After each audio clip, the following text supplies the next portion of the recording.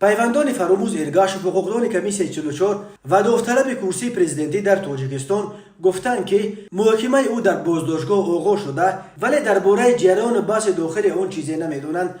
مقامات شرح نمیدهند. مادرش میگوید بار آخر او را ماه اوگوست امسال در حضور ماموران بازداشتگاه دید و از آن وقت تا حال پیامی نگرفته است. گفتند بیهوده شکایت نکنید.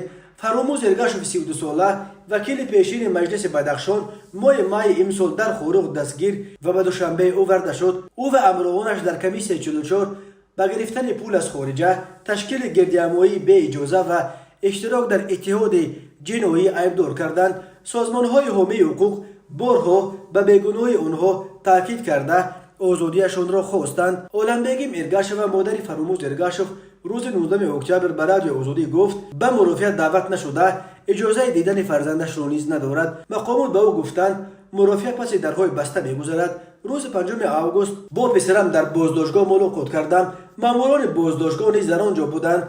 گفتند که بیهوده به هیچ کجا شکایت نکنید. پرسیدم در پروندهش چه نوشتند؟ گفتند خودشان هم نمیدونند. افزود او. خانم ارگاشف میگوید پسرش وکیل مدافع دولتی دارد، ولی او یک بار تماس گرفت و بس. رادیو آزادی نتوانست شر وکیل را بگیرد. مقامات تاجیکستان درباره قضیه فراموز ارگاشف و نمایندگان دیگر بازداشت شده بدخشان هیچ شرحی نمیدهند.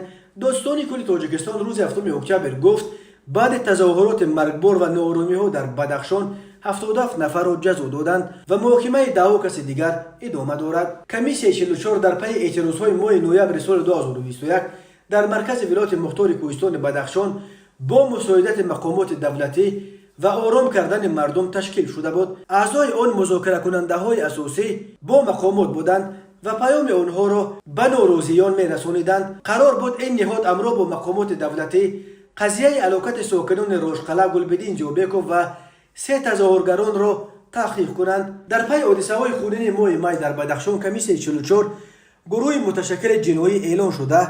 کمش 7 عضو آن دستگیر و تا این دم 2 نفر آنها به 18 سال زندان محکوم گردیدند.